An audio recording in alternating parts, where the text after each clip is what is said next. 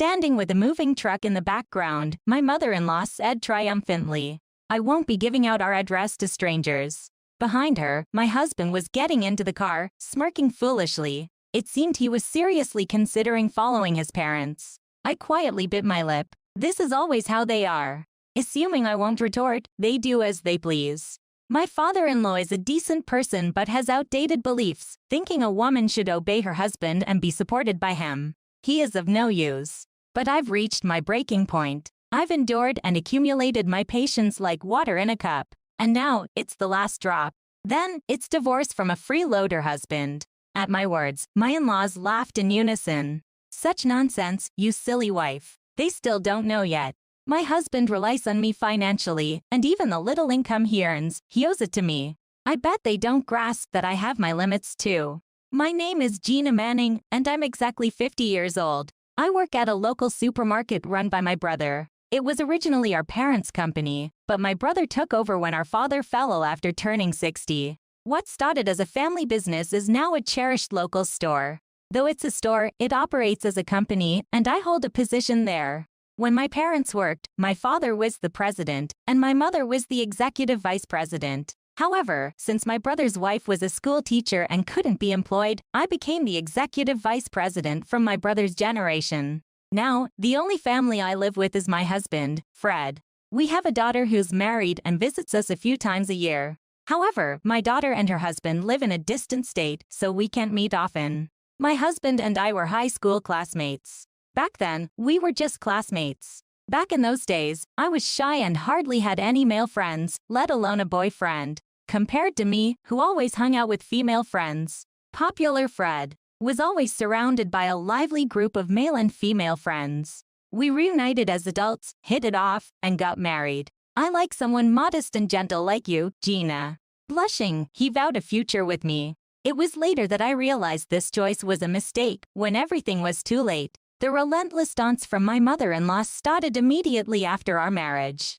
Quit your job and devote yourself to Fred. And do have children as soon as possible, or you're useless as a wife. Those were the first words she said to me. At the time, I was nothing more than an employee at the supermarket. My husband was working normally then, so I could somewhat understand why my old-fashioned mother-in-law didn't get my job. But saying I'm useless if I don't have any children seemed too much.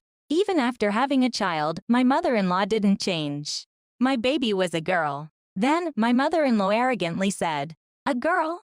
Disappointing. You need to have a boy soon." I had 2 boys myself. To me, my precious daughter was irreplaceable, but to my mother-in-law, she was just a girl. My husband loved our daughter but never argued with his mother at their house. Instead, he joined her in mocking me. She can't seem to have another child. And her cooking is terrible, too, nothing like mom's. Then, my mother-in-law, pleased, clapped her hands and laughed. Happy, she gave my husband some pocket money, and he joyfully spent it on alcohol and dubious magazines.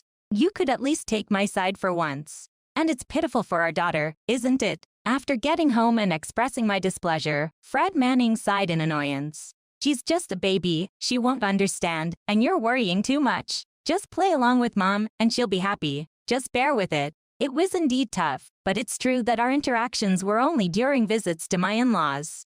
Maybe I should accept that if I just endure, things will settle down. The frustration never faded, but I kept enduring silently. However, the situation took a turn for the worse.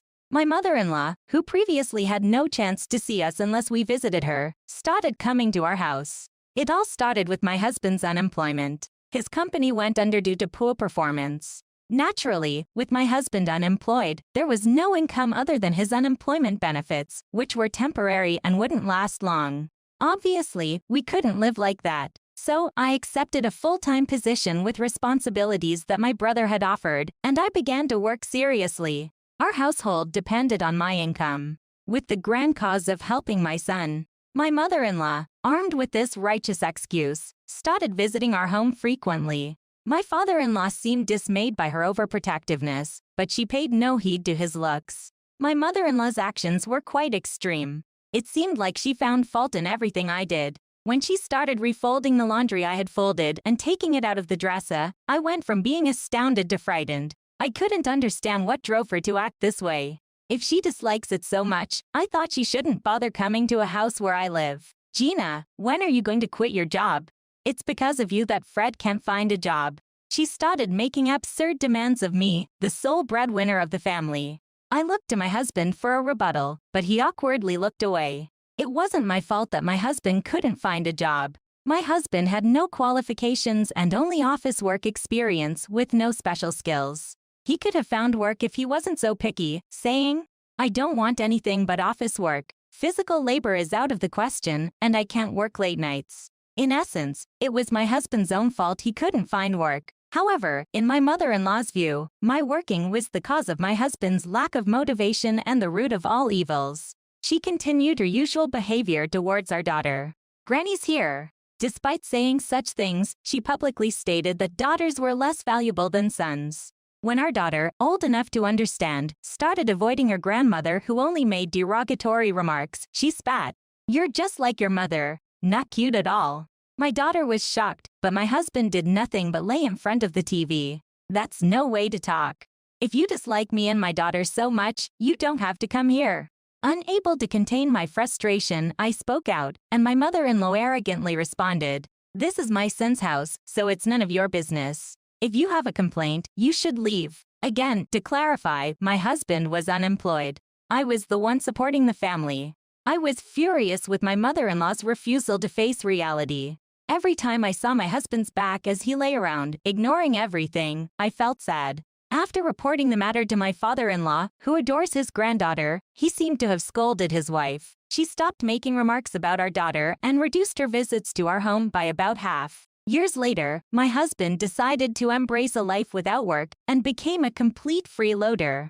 Meanwhile, I contributed more to the supermarket's revenue by coming up with new ideas from a housewife's perspective, investing more effort into my work. When the supermarket was hiring part-time workers, I suggested it to my husband. "It's an easy job. Why don't you give it a try?" Eventually, he managed to get employed, working only twice a week. When we visited my in-laws during Thanksgiving, my husband proudly reported his employment. Despite it not being entirely his effort, I felt it was better than nothing and watched over him warmly. "You finally found a job, Fred. You're truly commendable. Work hard and shut your wife up. Make her quit her job soon. A wife's place is in protecting the home, after all." In a voice loud enough for everyone to hear, my mother-in-law spoke to my husband. Moreover, whenever we went to visit the grave, she would start bad-mouthing me to acquaintances and neighbors we encountered. "It's shameful to have a wife who's just earning pocket money at her parents' company and neglecting her household duties. My poor son is the one suffering because of it."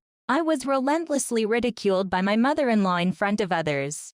"This is disgraceful. Stop it." The only one who spoke up, unable to stand it any longer, was my father-in-law.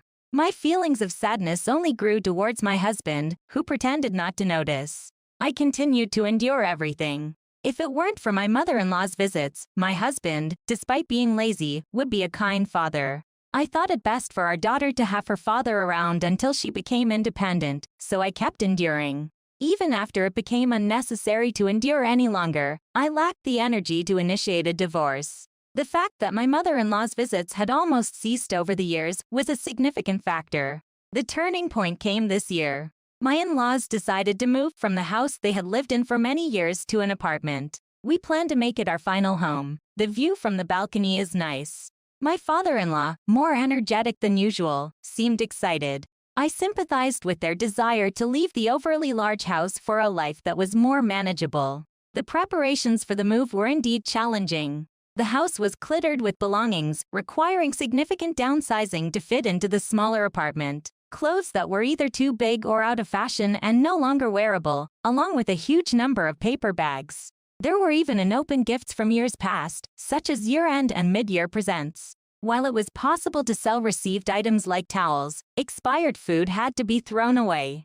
There was also a need to reduce the excessive number of dishes for just the two of them. "Mother, keeping everything is impossible. I understand how you feel, but the new house is smaller than this one, right?" Most of the items that needed to be discarded belonged to my mother-in-law. Naturally, she was very resistant to me touching them. "Don't talk nonsense. Do you want my things that badly? How shallow." Holding onto the trash that I can possibly want, my mother-in-law glared at me. I decided it was a loss to even speak up and shrugged, walking away. Finally, the day came for my in-laws to move. I had not yet been told the precise location of their new apartment. Unfortunately, I wasn't particularly eager to know, planning to wait until they chose to tell me. The moving truck was the smallest size, a light truck. Watching, I worried whether all the belongings would fit, and sure enough, they began to overflow. Then, my husband started loading our car with the excess. Moreover, my in-laws got into the car.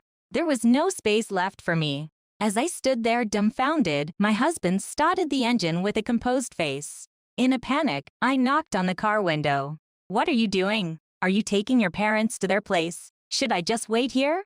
Then, my husband cracked open the window and said, "Just find your own way back. I'm going to live with my parents. Take some time off work or something. See ya." Standing there in shock, the backseat door opened next to me. My mother-in-law got out. She declared triumphantly, "Fred said he's tired of being scolded by his wife every day, so we decided to take him with us. You should reflect on your loneliness." After finishing her declaration, my mother-in-law deliberately nudged my shoulder. Reluctantly, I asked, "Could you give me the new address, just in case something happens? I won't give out our address to strangers." This time, I was truly speechless. I had reached my limit of endurance, feeling the accumulated droplets of patience spill over.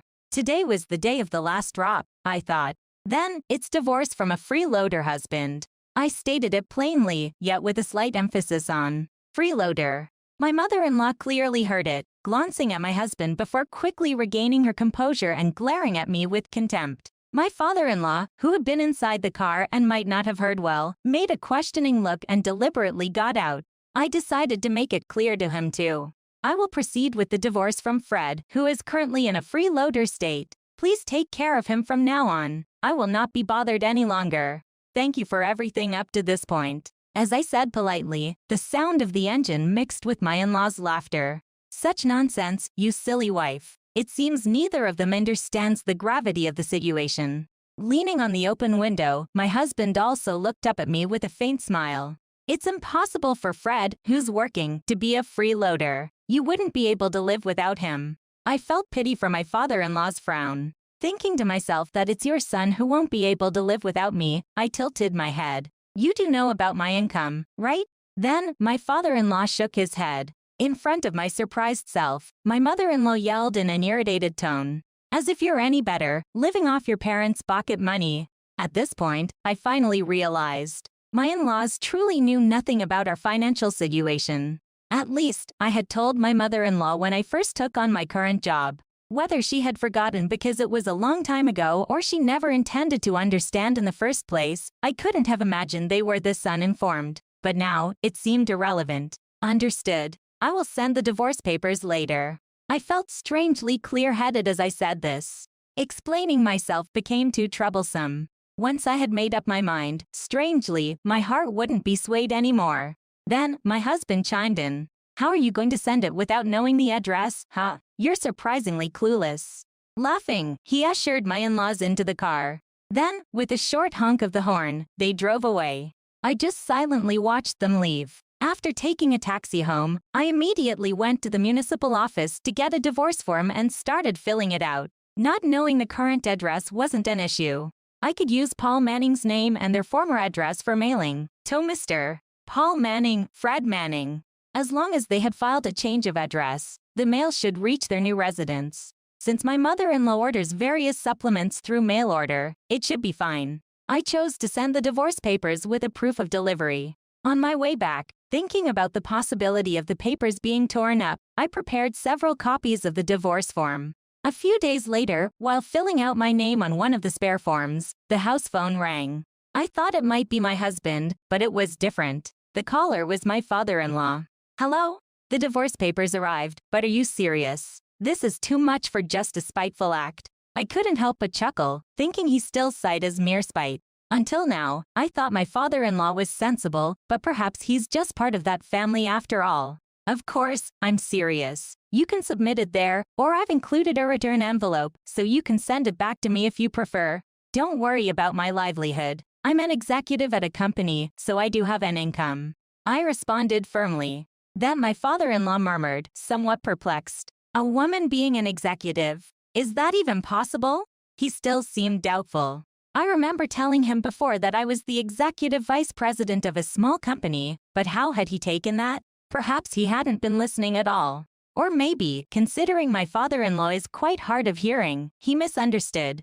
There are female executives in other companies too. But it's fine if you don't believe me. I've reached my limit of endurance. I've had enough. I answered dispassionately, too tired to explain further. Then, my father-in-law grunted lowly. I see. I won't say anything then. Sorry for all the trouble. His tone sounded genuinely apologetic, which made me feel somewhat relieved. It seems my father-in-law was, after all, slightly on the reasonable side. I politely responded with a simple no problem and hung up. Half a day after my father-in-law's call, the next contact came from my husband. My smartphone rang while I was out, showing my husband's name. It seemed like a good opportunity to turn on the recording function and start the conversation. Hey, this is terrible, suddenly talking about divorce. Sending this kind of thing, I'll sue you. You better change your mind, or it won't end well for you.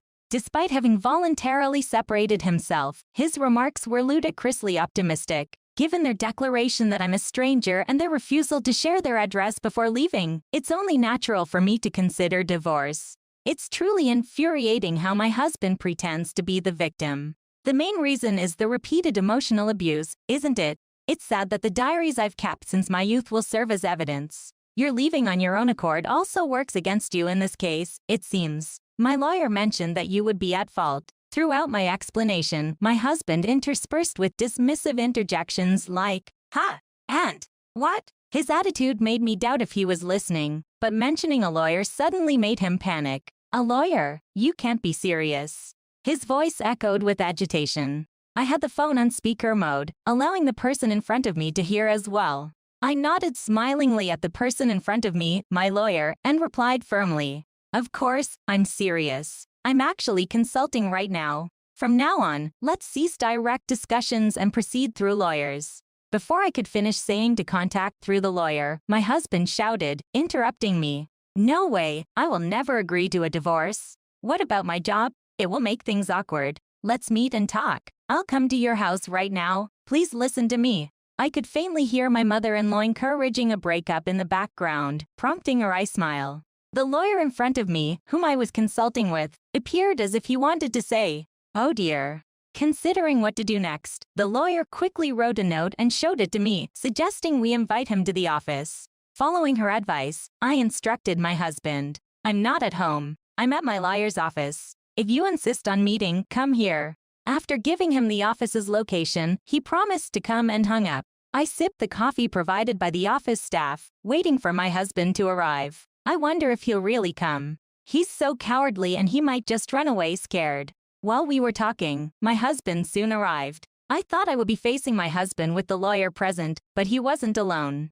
His parents were with him. It was clear he had said, "I can't do it alone, come with me," or something to that effect, bringing along his mommy and daddy. I was dismayed by his lack of independence. Upon entering the office, my husband appeared nervous, looking around restlessly. My lawyer sat beside me, ready to face the three of them. The confrontation was about to begin. "Look, no, I can't even think about divorce." Facing me across the table, my husband immediately started speaking in a quick, quiet voice. Despite his loudness on the phone, he could barely speak in front of others. I firmly rejected his pleas. "No, I absolutely want a divorce. I never want to live together again. Since we're here with legal experts, let's also discuss the division of property." My husband flinched at this. He glanced at the lawyer and then fell silent. He could confront me or the female employees all he wanted, but in front of a male lawyer, he was utterly passive.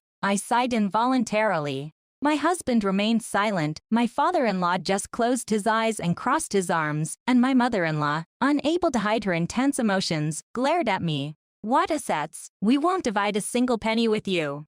She then attempted to throw her freshly served hot coffee at me. The office staff quickly restrained her, narrowly avoiding danger. Ideally, the assets accumulated during our marriage should be split evenly between Fred and me, as income earned during the marriage is considered a joint effort under the law. However, if both parties agree, the situation can be different. Fine, let's say no division of property then. I responded coolly. Notably, most of the income was earned by me, and naturally, the bank accounts holding the assets were also in my name. In fact, even the car my husband proudly used was registered in my name. His bank book, left at our house, showed barely less than $15, partly because of the days before payday. In essence, my husband had almost no assets. Declaring no division of property essentially meant I would keep everything. Despite the dire implications, my husband remained silent, only fidgeting awkwardly. "You're okay with this?" I asked in a tone akin to admonishing a child. Then, after being silent throughout the conversation, my father-in-law opened his eyes and whispered to Fred in a grave tone, "Tell the truth." Still, Fred hesitated. Mumbling something inaudible, he shockingly collapsed into his mother's lap. While his mother gently stroked his head, she continued to glare at me. It was a moment that truly epitomized the feeling of revulsion. Really disgusting. In the end, Fred and I agreed to a divorce without any division of property. I promptly took out a spare divorce form I had fortunately brought along, and Fred's expression turned pitifully despondent. As they were leaving, my father-in-law caught my eye and bowed significantly. Watching his retreating back, I pondered that although he hadn't been on my side, he wasn't exactly an enemy either. Despite sensing his belief in the old-fashioned value that men are superior to women, he was a man who could admit his mistakes. After my in-laws and Fred had left, I finally allowed myself a small smile. The lawyer sitting beside me had been unusually quiet, seemingly biting the inside of his cheek to suppress his laughter. Considering the party that should have been fighting over the division of assets had just voluntarily relinquished any claim, his reaction was understandable. After the meeting, I hurriedly filed the divorce papers. Freedom at last. However, the ordeal wasn't over. The following week, now my ex-husband, Fred, boldly appeared at my workplace. If he had simply come to work normally, it would have been fine, but that was not the case. Ignoring his duties entirely, he began following me around incessantly. "Gina, I was wrong. You hadn't submitted the divorce papers yet, right? I'll come back home, so let's make up." Having work of my own and being in different departments, his following me was nothing but a nuisance. No matter how many times I told him to return to his post, he wouldn't listen. Instead, he stepped in front of me in the store and lay sprawled on the floor. "Wha? Please." His cries for attention, while flailing his legs, drew the eyes of customers, leaving me dizzy with embarrassment. This was utterly intolerable. I decided then to fire him. The decision was unanimously supported by all employees, including my brother. In fact, there had been multiple complaints about Fred's work attitude from other staff members. It was only due to my insistence that we had kept him employed this long. Naturally, no one was sorry to see him go. The next day, the supermarket was again thrown into chaos. "My son has been unfairly dismissed. You must have influenced the company somehow," raged my mother-in-law, livid with anger. I directed her to the break room in the back. Following my brother's suggestion, we called Fred and also invited my father-in-law. With my brother and a few employees as witnesses, the final meeting began. First, I explained the disgraceful behavior Fred exhibited the day before. Then, I addressed the accusation my mother-in-law had made. "You must have influenced the company somehow." I decided on the termination myself. Such behavior is nothing but a disruption to business. It's impossible to keep him employed under these circumstances. Hearing my response, my father-in-law seemed almost impressed as he commented, "You have that kind of authority." Everyone from our side in the room nodded in agreement. Even Fred, who was noticeably shrinking in his chair, understood this much. My mother-in-law was the only one taken aback. I laid out the facts calmly. "Of course, I do. I'm the deputy manager and executive vice president. In our small company, most decisions are made directly by the president and me." Executive. Finally grasping my position, she turned pale almost instantaneously, trying to get Fred to look up by shaking his arm. Ignoring them, my father-in-law continued his inquiry. "So, you were the higher earner?" I slowly nodded in confirmation. "Yes, Fred is just a part-time employee working twice a week. There's no way he can match the executive compensation I receive. It's not even 1/10, closer to 100.